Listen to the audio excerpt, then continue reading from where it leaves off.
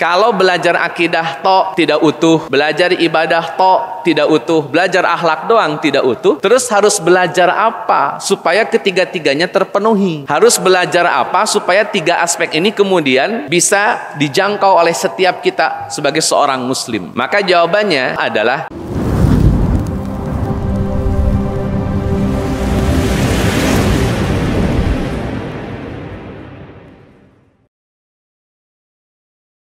Assalamualaikum warahmatullahi wabarakatuh.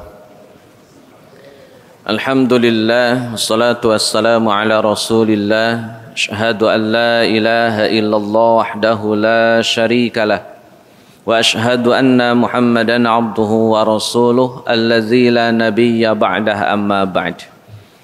Hadirin ikhwatu iman rahimakumullah, alhamdulillah dengan izin Allah Azza wa Jalla bisa bermuwajahah, bertatap muka. Mudah-mudahan aktivitas kita senantiasa dimudahkan, dilancarkan, diberkahi dan dirahmati Allah Azza wa Jalla.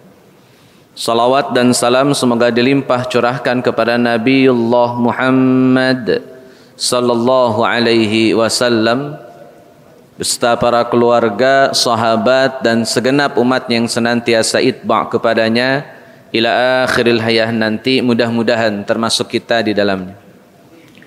Hadirin ikhwati iman rahimakumullah, Nabi sallallahu alaihi wasallam didatangi oleh malaikat Jibril alaihi salam di hadapan banyak para sahabat.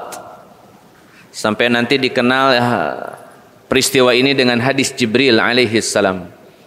Termaktub di dalam kitab Arba'in hadis nomor 2. Kesimpulan hadis ini, hadirin ikhwati man rahimakumullah, bahwa agama Islam itu terdiri dari 3 aspek.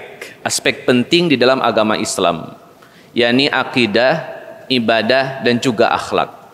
Dalam bahasa hadisnya iman, Islam dan ihsan.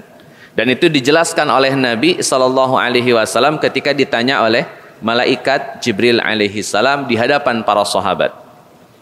Sampai kata Nabi Muhammad sallallahu alaihi wasallam kepada Umar bin Khattab radhiyallahu an, "Wahai Umar, antum tahu siapa yang datang?" Kata Umar bin Khattab, "Allah wa rasuluhu a'lam." Allah dan Rasulnya lebih tahu. Maka Nabi sallallahu alaihi wasallam menjelaskan, kata Nabi, itu Jibril, atakum yu'allimukum an dinikum. Dia itu Jibril datang kepada antum untuk mengajarkan tentang hakikat agama Islam. Hadirin ikhwati man rahimakumullah, pada akhirnya iman, Islam dan ihsan ini jadi satu-satu, pan ilmu satu-satu. Imannya sendiri, Islamnya sendiri, akhlak pun ya sendiri atau ihsan pun sendiri. Jadi masing-masing menjadi pan ilmu. Sampai pada akhirnya nanti ada orang yang ngaji akidah tok, kemudian ngaji ibadah tok, kemudian ngaji akhlak doang. Tidak sampai pada aktivitas yang sifatnya holistik, tapi lebih kepada partikularis. Orang yang suka akidah yang ngajinya akidah doang. Yang kadang-kadang sudah ngaji akidah jadi kurang akhlak misalkan. Atau ada orang yang ngaji akhlak tapi lemah akidahnya, sehingga akhlak yang bagus tidak ditunjang oleh keyakinan yang benar. Atau ada orang yang rajin ibadah, akidah bagus tapi akhlaknya kurang bagus. Dengan tetangga kurang harmonis, dengan kerabat kurang harmonis, dengan masyarakat tidak harmonis. Kenapa? Karena dibagi seolah-olah akidah sendiri, ibadah sendiri, akhlak sendiri. Seolah-olah iman sendiri, Islam sendiri, ihsan sendiri. Ini problem. Karena kalau dipahami secara terpisah, akhirnya pemahaman keberagamaan seseorang jadinya partikularis. Jadi sepotong-sepotong, parsial. Sedangkan memahami agama harus utuh. Makanya kata Nabi sallallahu alaihi wasallam kepada Umar bin Khattab radhiyallahu an, dia Jibril atakum yu'allimukum an dinikum. Yang disebut agama itu ya tiga-tiganya. Ada aspek iman, ada aspek Islam, ada aspek akhlak. Tiga-tiganya harus terwujud dalam satu personal satu orang.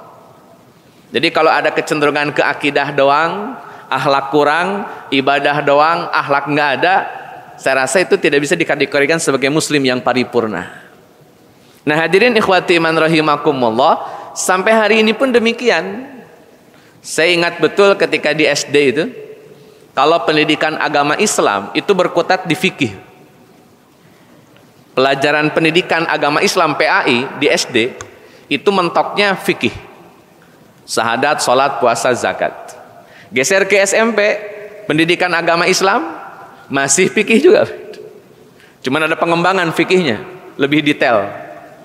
Masuk SMA, pelajaran pendidikan agama Islam mentok ya fikih lagi. Jadi akhirnya ya pendidikan agama Islam mentoknya di fikih. Padahal bicara agama Islam sekali lagi itu simultan dan sinergis ketiga aspek tadi. Ada unsur iman, ada unsur ibadah, ada unsur akhlak. Tiga-tiganya penting.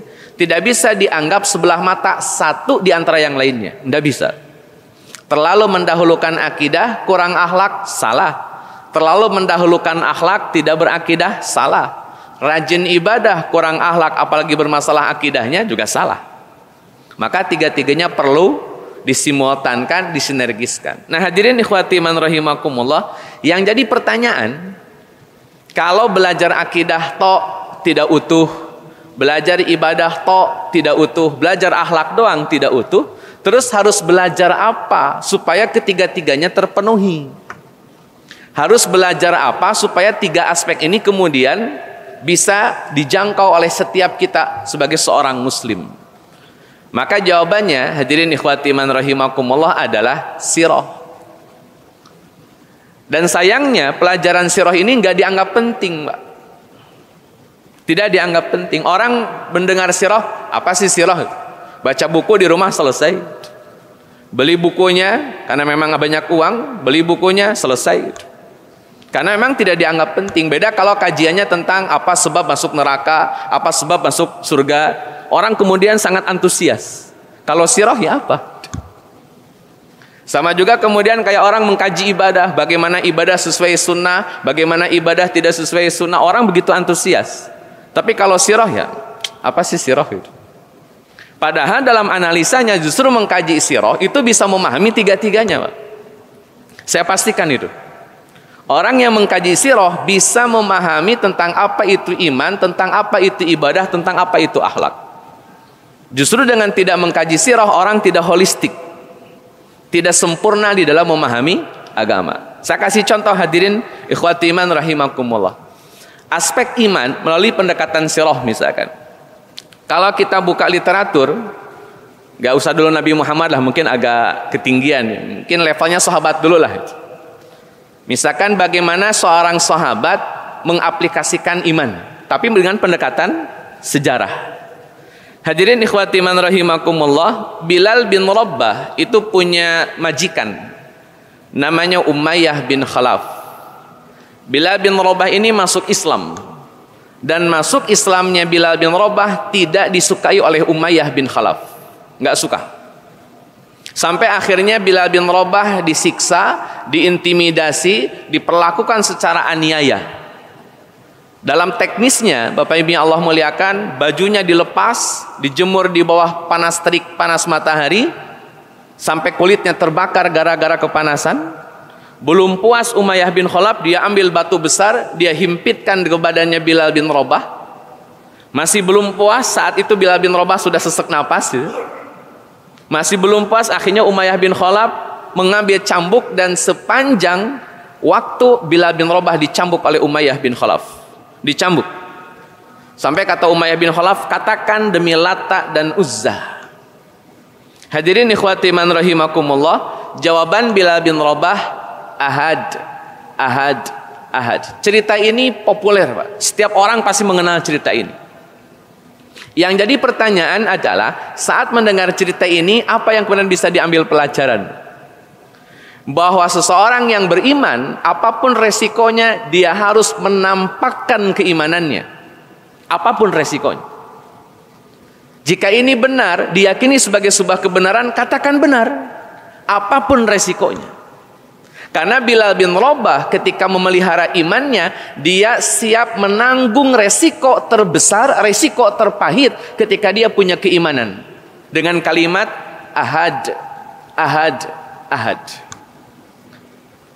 Jadi pada akhirnya pelajaran bagi kita, Bapak Ibu yang Allah muliakan, sehebat apa kita kemudian menjaga keimanan kita. Seberani apa kita kemudian menjaga keimanan kita? Kalau keimanan itu berbenturan dengan sesuatu yang lebih besar, atau sesuatu yang kekuatannya besar. Kira-kira iman kita mau ditampakkan dengan apa adanya, 100% tanpa ditutup-tutupi, atau bagaimana?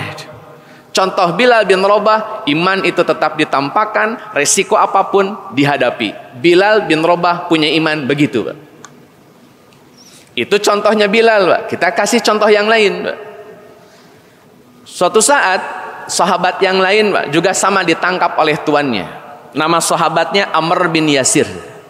Tidak hanya sendirian, Amr bin Yasir juga ditangkap bersamaan dengan bapak dan ibunya, yakni Yasir dan Sumayyah. Saya yakin cerita ini juga populer, Pak. Saya singkat saja, Sumayyah meregang nyawa, menjadi syuhada pertama.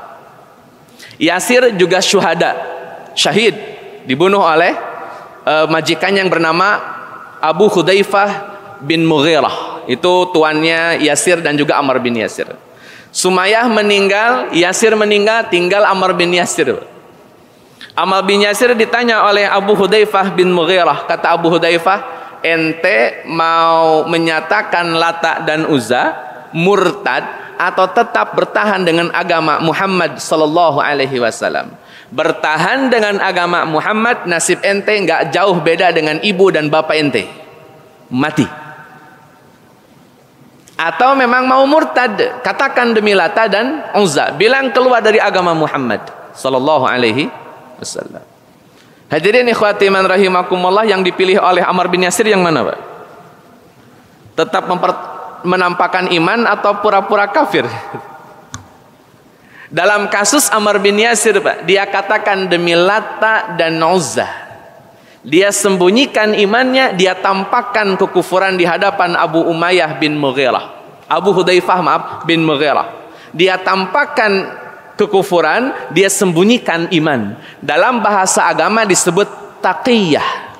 Saya ulang, Pak. Menampakkan kekufuran, menampakkan kekafiran, menyembunyikan keimanan, dalam bahasa agama disebut taqiyah, dan itu boleh. Lebih detailnya silakan dibuka di surat An-Nahl, surat ke-16 ayat 106, Mbak.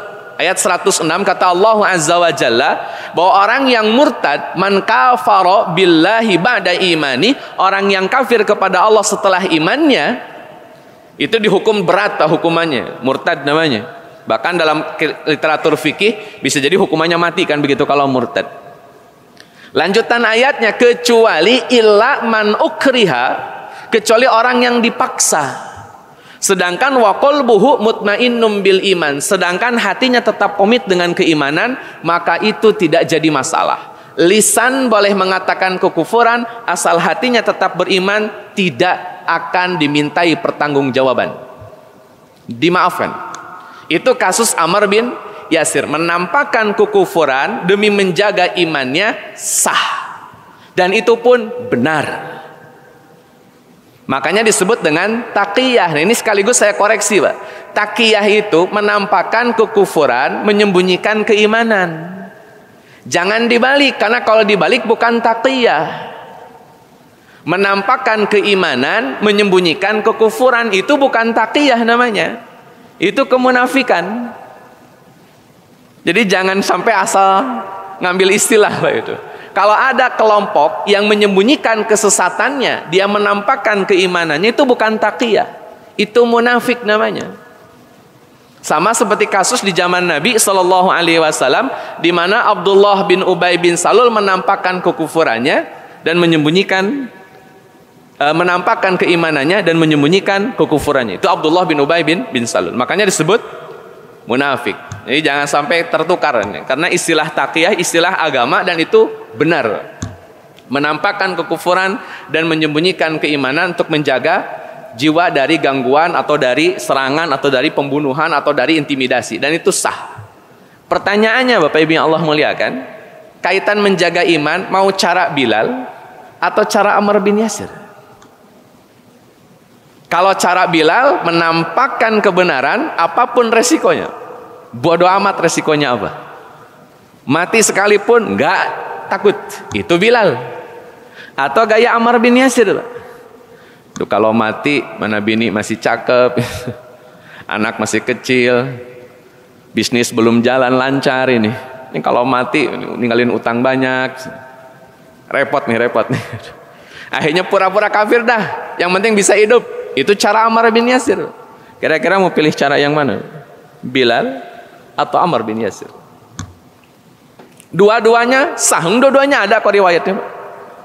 Itu cara memahami iman melalui pendekatan sejarah begitu, Pak. Supaya clear, Pak. Ada iman modelnya Bilal, ada iman modelnya Ammar bin Yasir. Jadi kalau kita ketemu orang, ada orang yang frontal, pokoknya berani melawan yang batil. A bilang A, B bilang B, berani. Bilal nih. Ada juga yang nggak setuju tapi diem, karena mungkin punya banyak kekhawatiran, punya banyak ketakutan. Itu pun ada. Seperti Ammar bin Yasir. Dua-duanya sah, tidak disalahkan oleh Nabi Shallallahu Alaihi Wasallam. Tapi kalau pertanyaannya mana yang lebih utama, itu mungkin bisa didiskusikan lebih lanjut, Pak. Mana yang lebih utama nih? Menyatakan yang hak tanpa tadeng aling-aling, atau menampakkan kekufuran untuk menjaga kualitas imannya? Monggo itu diatur-atur, Pak. Itu nanti didiskusikan lebih lanjut. Tapi intinya memahami sejarah, memahami iman melalui pendekatan sejarah, gitu caranya, Pak. Supaya kita tahu, oh ternyata memahami iman pun bisa melalui pendekatan sejarah. Bahkan dengan memahami sejarah, kita ketemu perkara-perkara yang berkaitan dengan keimanan. Itu faktanya. Jadi nggak harus ngaji akidah mulu, nggak harus ngaji iman mulu gitu. Ngaji sejarah pun ketemu iman di dalamnya. Allah a'lam bishawab. Yang kedua, Pak, dengan pendekatan sejarah kita bertemu tentang beberapa aktivitas ibadah di zaman sahabat. Ini bentuk untuk ibadah di zaman sahabat. Yang pertama, ada orang yang ibadahnya itu nyari yang wajib-wajib saja, nggak mau ngerjain yang sunnah. Dalam sebuah komentar hadis Nabi Shallallahu Alaihi Wasallam, ada sahabat, ya Rasulullah, saya beriman, saya sholat, saya puasa, saya zakat, segitu doang, udah. Kira-kira saya masuk surga kagak? Kata Nabi, dakhala jannah. Jadi ada orang yang beribadah hanya mengejar yang wajib, dan itu pun sah. Jangan sampai kita punya pemahaman atau underestimate terhadap orang yang gak mau mengamalkan yang sunnah. Gak mau ba'diyah, gak mau qobliyah, imannya biasa aja. Gak punya kualitas. Padahal dalam kaidah sahabat, ada sahabat yang dia fokus dengan perkara-perkara yang wajib, dan itu dibenarkan oleh Nabi, dan dia dakhala jannah dengan kewajiban-kewajiban yang sudah dikerjakan, Pak. Islam itu tidak pernah merepotkan orang. Satu, Pak. Yang kedua, ada orang sekaliber Abdullah bin Amr bin As. Kalau Abdullah bin Amr bin As justru disibukkan dengan perkara-perkara sunnah. Datang ke Rasul, tolong perintahkan saya tentang puasa. Kata Nabi Sallallahu Alaihi Wasallam, puasa sebulan sehari. Kata Abdullah bin Amr bin As, kalau sehari doang mah gampang, saya lebih mampu, lebih dari itu pun, tambah. Kata Nabi, ya sudah, puasa sebulan 2 hari. Tangganya bebas, Pak. Nggak harus tanggal 13, 14, 15, kan itu puasa Ayyamul Bid namanya. Kalau ini puasa sehari sebulan, bebas tanggal berapa. Pokoknya tanggal 1 sampai tanggal 30, bebas pilih tanggalnya. Sehari dalam 1 bulan. Hadis sahih, riwayat Imam Muslim dari sahabat Abdullah bin Amr bin As radhiyallahu anhu.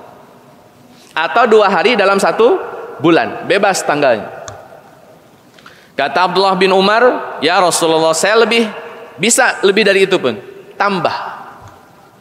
Nabi bilang, ya sudah, puasa 3 hari dalam 1 bulan. Sekali lagi, Pak, ini bukan puasa Ayyamul Bid. Pokoknya puasa 3 hari dengan tanggal yang bebas. Sampai kata Syekh Utsaimin rahimahullahu ta'ala, kata beliau, boleh puasa 3 hari dalam 1 bulan dengan cara memilih, misalkan gini, Pak. 10 hari pertama ambil 1 hari, 10 hari kedua ambil 1 hari, 10 hari ketiga ambil 1 hari. 3 hari dalam 1 bulan, sah pengamalannya demikian. Kama qala Syekh Utsaimin rahimahullahu ta'ala. Jadi nggak harus Ayyamul Bid. Ayyamul Bid nanti dari hadis Abu Dzar Al-Ghifari, silahkan mau dipraktekkan. Tapi bicara puasa 3 hari dalam 1 bulan, tidak hanya hadis Abu Dzar Al-Ghifari. Faktanya ada hadis yang lain dari Abdullah bin Amr bin As. Kata Abdullah bin Amr bin As, ya Rasulullah 3 hari juga masih gampang buat aneh. Tambah. Ini kayak sahabat dulu gitu Pak. Kalau dikasih ibadah pengennya nambah. Ini mungkin bedanya sahabat dengan kita. Kalau kita kan dikasih ibadah bawaannya ya pengennya diskon gitu.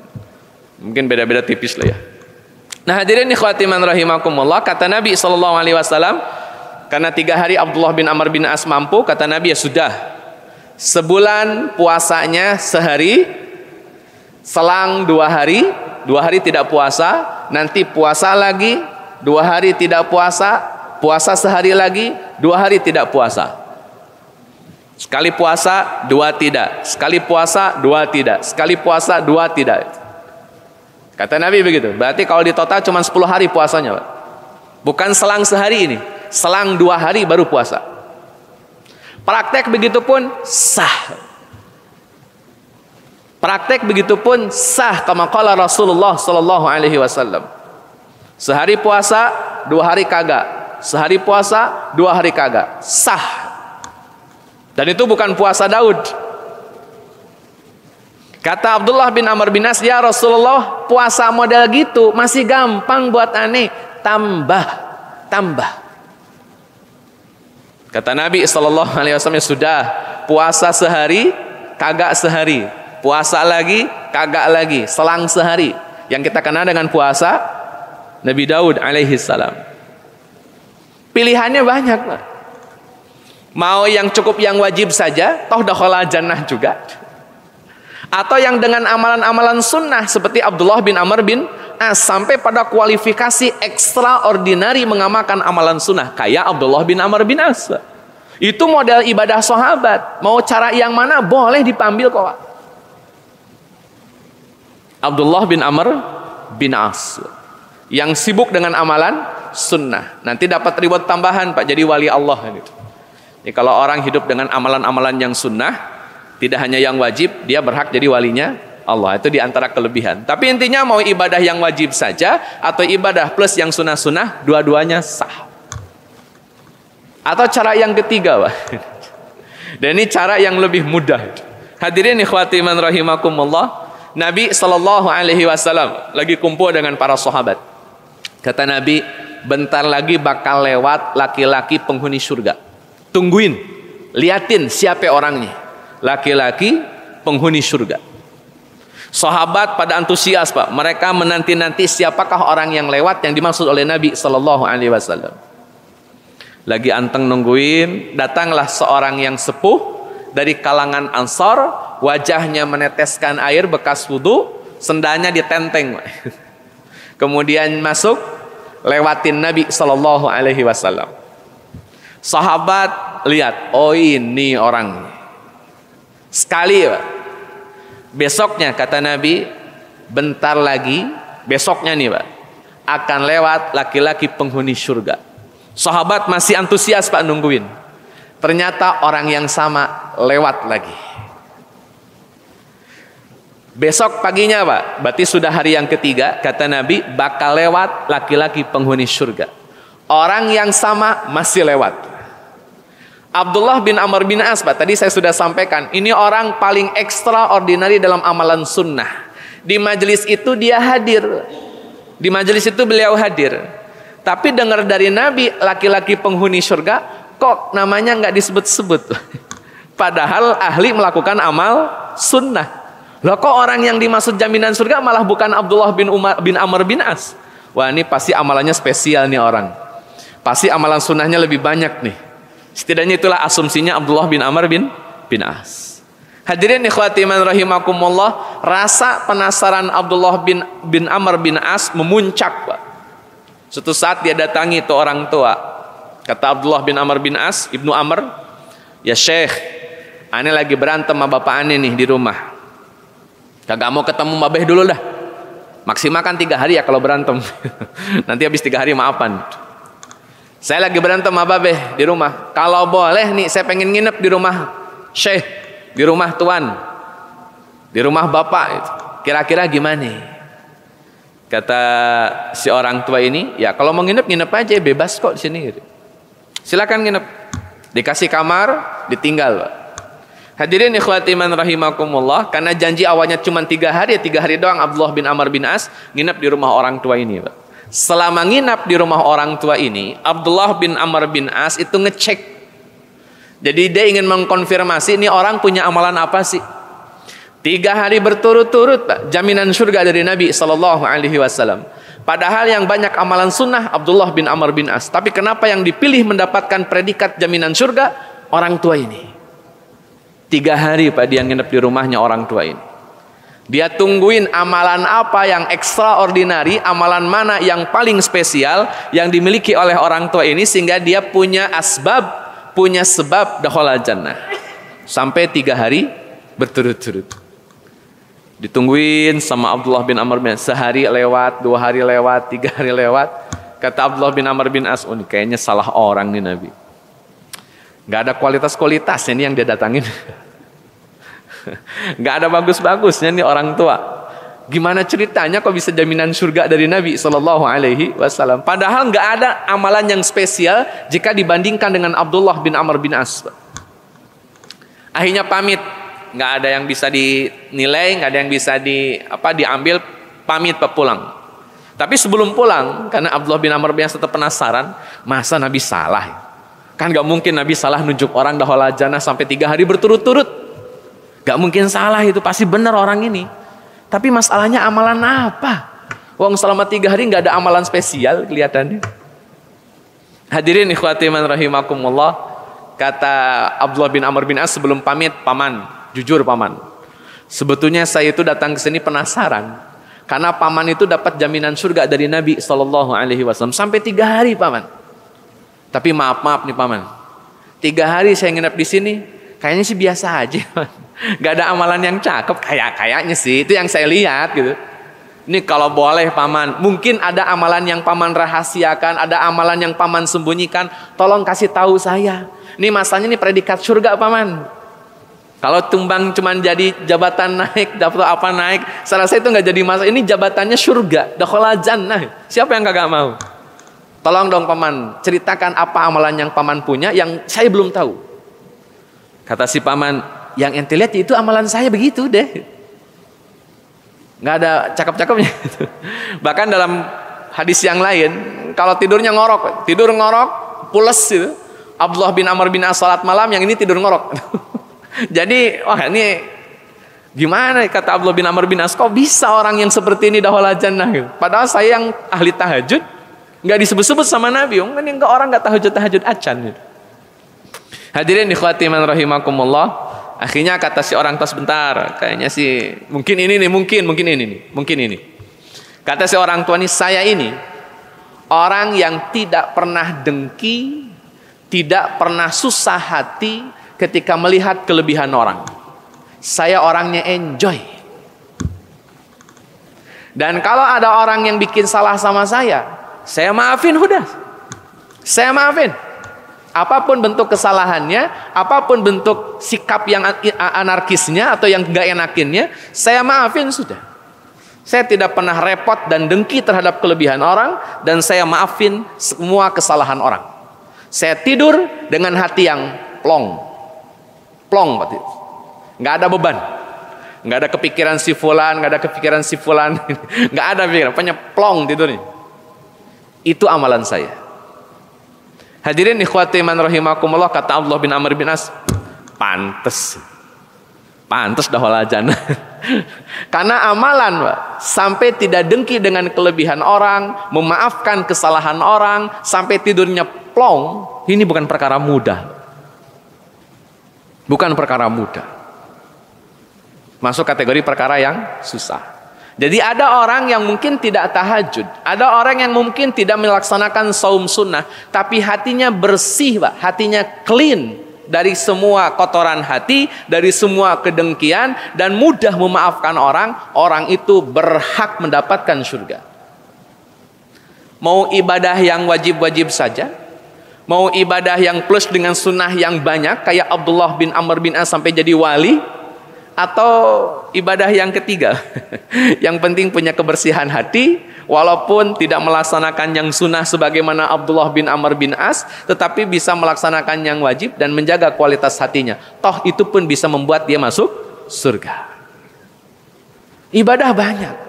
Maka jangan pernah anggap underestimate, Pak. Ketika ada orang nggak mau sholat sunnah, jangan langsung, ini orang ya baik sih, tapi kok nggak usah, Pak. Barangkali kita tidak tahu, dan mungkin kita tidak tahu dia punya amalan yang spesial di hadapan Allah yang membuat dia dakhala jannah gara-gara amalan tersebut yang kita tidak tahu.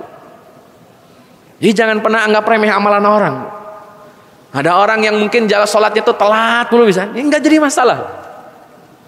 Bisa jadi dengan hal itu ada amalan yang lain yang kita tidak ketahui yang kemudian dia dakhala jannah gara-gara amalan yang kita tidak ketahui tersebut. Kalau konteksnya orang lain santai, Pak. Tapi kalau konteksnya pribadi boleh. Saya pengen sholat lebih awal waktu, saya ingin sholat sunnah plus dengan banyak sholat sunnah yang lain, silahkan, itu kontemplasi pribadi, monggo. Tapi kalau menjas penghakiman kepada orang, enggak.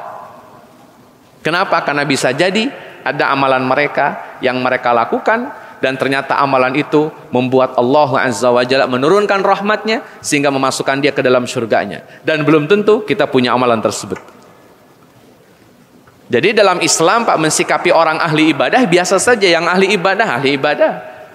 Yang kurang ahli ibadahnya ya tidak jadi masalah, Pak. Tapi kalau kontemplasi pribadi boleh, Pak. Misalkan, kok saya nggak ngamalin yang sunnah, kok saya nggak ngamalin yang wajib, kok saya nggak ngamalin yang ini, yang itu, silahkan. Itu kontemplasi pribadi. Tapi tidak boleh menghakimi orang. Karena kita tidak tahu amalan apa yang dilakukan oleh orang lain yang bisa jadi amalan itu justru mendatangkan predikat surga di sisi Allah Azza. Jadi santai saja menghadapi orang. Nah, hadirin ikhwati man rahimakumullah. Jadi mengkaji ibadah pun ada banyak variannya, Pak. Kita tidak akan melulu pokoknya harus amalan sunnah. Pokoknya harus begini. Tidak. Sahabat saja punya varian dalam beribadah. Jangan terlalu disempitkan mana ibadahnya, Pak. Kalau memang banyak variannya, biarkan jadi banyak variannya. Silakan pilih salah satunya yang cocok. Selesai, Pak. Sesederhana itu memahami agama dalam sejarah, Pak. Hadirin ikhwati man rahimakumullah. Tapi bukan berarti yang rajin ibadah, yang rajin amalan sunnah kemudian jadi tidak bagus. Enggak ke situ kesimpulannya. Itu tetap bagus, Hanya saja variasi di dalam melaksanakan ibadah ada banyak. Contoh yang lain, Pak, yang terakhir ini. Kalau tadi Abdullah bin Amr bin As salatnya yang sangat extraordinary, puasanya yang sangat extraordinary, ada lagi yang lebih ekstra, Pak. Ini disampaikan oleh seorang tabi'in namanya Mujibah al-Bahili. Mujibah al-Bahili ini punya paman atau punya bapak, ini antara paman atau bapaknya lah. Dia ketemu dengan Nabi SAW setahun yang lalu, tahun berikutnya ketemu lah gitu. Tahun ini ketemu, tahun berikutnya ketemu. Yang namanya al-Bahili, Pak, bapak atau pamannya dari Mujibah al-Bahili. Kata al-Bahili ini, Pak, setelah 1 tahun berpisah dengan Nabi, ya Rasulullah, antum kenal saya enggak? Kata Nabi, antum siapa? Kata al-Bahili, saya al-Bahili Rasul, tahun lalu ketemu sama antum. Kita ngobrol banyak tentang puasa. Setelah itu anak pisah, gak ketemu sama antum lagi selama setahun. Nah, sekarang ketemu. Kata Nabi, Pak, al-Bahili, kenapa muka antum kok lebih pucat? Kenapa badan antum kok jadi kurus, lusuh? Perasaan setahun yang lalu gak begini wajah penampilannya. Maka kata al-Bahili, ya Rasulullah, aneh ini semenjak pisah dengan antum tidak pernah ketemu siang kecuali anak puasa. Jadi beliau, Pak, al-Bahili ini puasa dalam 1 tahun hanya 5 hari nggak puasa. Idul Fitri, Idul Adha, hari Tasyrik, 11 Dzulhijjah, 12, 13. Selebihnya puasa. Itu al-Bahili. Ibadah banyak variannya, Pak. Mau kayak al-Bahili, monggo. Mau kayak Abdullah bin Amr bin As, monggo. Mau kayak sahabat yang hanya mencukupkan perkara yang wajib, silahkan. Atau seperti yang sahabat Ansor yang dijamin masuk surga selama 3 hari berturut-turut, padahal amalannya biasa saja, tapi kualitas hatinya sangat bersih, silahkan. Varian ibadah banyak. Silahkan memilih mana yang pas dengan karakter kita, dengan fashion kita. Yang jelas, Pak, jangan pernah underestimate terhadap ibadah orang. Jangan pernah underestimate terhadap akidah orang. Fokus di kita dulu.